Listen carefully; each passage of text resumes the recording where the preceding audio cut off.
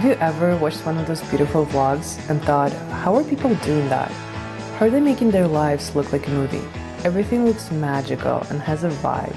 I'll be honest, I absolutely fell for it. I wanted that too. If you recognize the little camera I'm holding in my hands, I can pretty confidently say I know why you bought it and I know what feels underwhelming about it. Let me be honest, I was looking for the cutest, easiest to use, but still professional looking everyday camera for years. And everybody kept pointing towards these little gimbal cameras. I actually got the Osmo Pocket 3 right when it came out, and I was so excited to start getting camera quality shots out of such a tiny device, but soon discovered that it kinda looks like it was filmed on an iPhone, but without the flexibility of having 3 separate lenses that an iPhone has. So I ended up neglecting it for a couple of months and eventually sold it. It was only towards the end of last year when I decided to finally take my long-form content seriously. I saw this XTRA Muse and decided to give this format of cameras another try. And that's when I finally figured it out. Or maybe a better way to put it is, I realized I had been using this camera completely wrong. I was misunderstanding one of its most powerful features. Because if you watched pretty much any review of this camera, or honestly any pocket camera, you've probably heard creators say one thing over and over again. D-Log M. D-Log M. D-Log M. D-Log M. I immediately tried that, of course, but every time I shot in log, my videos looked terrible. They were gray and washed out and made it harder to see what I was actually taking videos of. So I tried to ignore that feature and film without it. The footage looked fine, actually very similar to what I get with an iPhone. It just never looked cinematic or movie-like. So I started to dig deep into this log thing and I could finally explain it to you in very simple human terms, not camera nerd speak. So what actually is log? The simplest way I can explain it is through photography. If you've ever edited photos before, I think you know the difference between JPEG and RAW. A JPEG is pretty much finished when it comes out of the camera. While you can still edit it a little bit, you're somewhat limited in how much you can push it before it starts looking weird. A RAW file preserves a lot more information, which means you have a lot more flexibility when you edit it. So if you want to make it brighter, darker, play around with the colors, it takes those edits a lot more nicely. So log is basically a video version of that. It's not supposed to look finished, it's supposed to be your playground. It's preserving as much information as possible so you can decide later what you want your footage to look like. It looks gray and very desaturated, but that's because it's got both a lot of information in the highlights and in the shadows, and you can take it out later and unpack it in the way you want. The part that tripped me out the most was understanding how to actually make it look how I want it to look. This is actually when this little camera, the XTRA Muse, helped me finally make sense out of it. I praise this camera so much because of its form factor. It's so tiny, cute, and easy to carry with me literally everywhere. I now actually have it with me practically everywhere, every single day. I take it on trips, of course, but I also film my daily life. Hikes, coffee shops, behind the scenes of my work, literally just walking around town. I somehow ended up with a ton of clips to practice my color grading on within just a few weeks. The thing that scared me the most about log wasn't that it looked ugly, it was that I felt like I was committing to it. I felt like I could only use log if I'm a color grading expert and I know what I'm doing. Otherwise, I'd mess up and ruin all my footage. But I don't know if you know this, but XTRA actually provides you with a little safety net. It's something called Rec 709. All it does is it takes your gray log footage and brings it back to normal looking colors. You can do it right in your phone app or whatever desktop app you edit your videos in. Once I discovered that, I all of a sudden wasn't risking my footage anymore. I actually started shooting everything in log because I knew even if I didn't make a masterpiece out of it, I could always at least bring it back to looking natural. And it completely changed the way I approached it because now I wasn't trying to get it perfect every time. I was just experimenting. And honestly, I don't think this camera taught me color grading, but it definitely made me practice enough to get it. Do you want to see how easy color grading actually is in the process? Come on, I'll show you. So I actually have 2 workflows to show you. First one is how I started. I was using CapCut at that time. And the second one is what I use now. It's a little bit more complicated. It uses DaVinci Resolve, but it's totally worth it. I love it so much now. Let us start with CapCut because I think it's a little bit more beginner friendly. So first things first, you gotta make sure you have your Rec.709 LUT downloaded straight from XTRA's website. It's super easy. You just go and type into Google XTRA Rec 709 and it's gonna direct you straight to XTRA's website where you can download these Rec 709 LUTs for any XTRA camera you use. Download that file. It's gonna have this weird .cube resolution. This is what you want. This is how your software knows how to convert the colors back to normal, and you can just drag and drop it into your CapCut, whatever. So once you have your clips in the general kind of software folder, you just drop them onto a timeline. You can edit your video however you want. You can do this before or after you put your video together.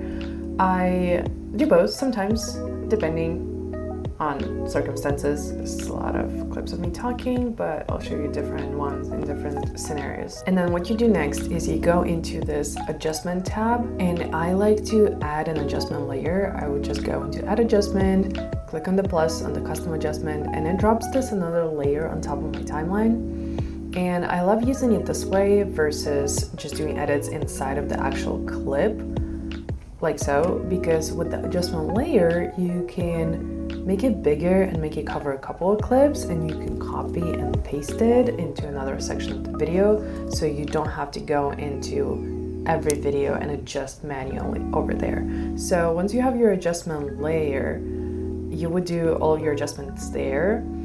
What I like to do is have separate layers for kind of every step of the way. So you click on the adjust layer, you go on the right hand side into this menu that pops up, and in here you can select your Rec 709 LUT. I actually have a few LUTs that I like to use here and there uploaded in here, but I would just go into XTRA Muse X-Log, and like that you are converted to natural colors. But not only are they back to natural, they're actually a little bit better than what you're actually getting straight from the camera. It already looks gorgeous, but if you wanted to play with it a little bit more, you can add another adjustment layer on top. And from there, you can not only just adjust the colors however you want. You can make it a little bit warmer for that like nostalgic look. Look, it already looks so great.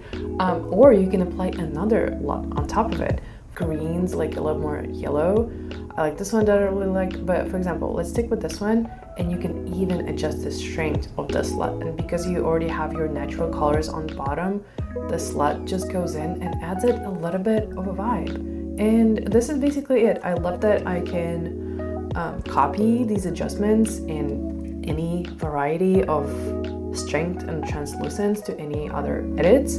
For example, we can copy it and paste it onto another clip, and you can preview it with just your X709 and natural colors. You can preview it with all of the color grading that you just installed upon it. You can adjust the strength. You can manipulate every little clip separately.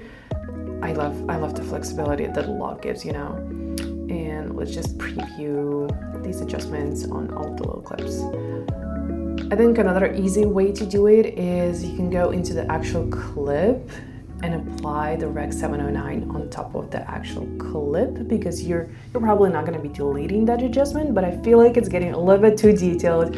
But it's actually pretty simple. You just apply 1 or 2 adjustment layers on top of your video. They just stay there, and that is it. Your videos are color graded. They look gorgeous, a lot better than, first of all, just natural colors, second of all, just a log, and then third of all, you're getting the best of it all, and it's super easy to do. So now I'm going to show you the way that I actually do it now. It has a little bit more flexibility because I'm not using CapCut, I'm using DaVinci now. So if we go into DaVinci Resolve, we are dealing with a little bit different workflow here. I'm going to use the exact same clips to show you how everything works. I'm just dropping them onto the timeline. I'm not editing the video yet. But for example, I have kind of the same clip of me looking over, I don't know, whatever, a selfie, essentially. So in DaVinci Resolve, in order to color grade your videos, thankfully, you don't need to add any other adjustment layers on top of your timeline. There is a whole separate workspace for that. So you go into this color tab at the bottom, and in here, I know it looks scary, but don't worry about it at all. The only thing you need to pay attention to is this tab. These little squares are called nodes, and they're basically your layers. So on the Mac, I press Option C to add a new node, and I like to separate all of my color gradings. I like to leave my base layer untouched, so I can delete any layer of edits if I need to. So I'm adding essentially more nodes than necessary. So I'm gonna add one for this Rec 709, And I'm gonna add another one just in case I want to give it more of a vibe or a look.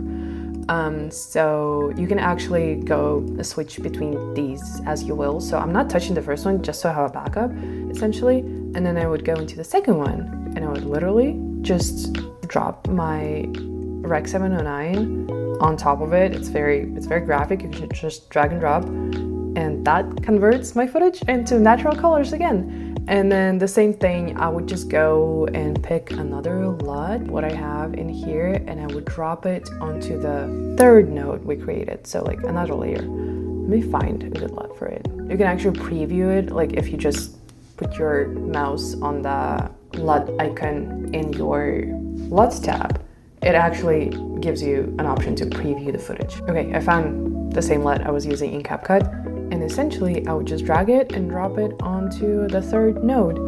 And if you wanted to preview your video with or without these color edits, I found that when you click on the number of the node, it kind of disables it and you're able to see it, what the video looks like without it. And then if you wanted to adjust the opacity of that particular layer, you make sure you select that layer and then go into the slower tab and go into this weird little section, and where it says key input and key output, it also says gain. Gain is basically like strength. So you go into key output, gain, and just click on it and drag it down a little bit. And it's a very smooth slider, so it's not gonna go all the way right away. So you're able to preview very smoothly your adjustments applied at different percentage. I usually like to lower the opacity of my Vibey LUT by about a half, just to make sure I'm not overdoing it and it's not too strong.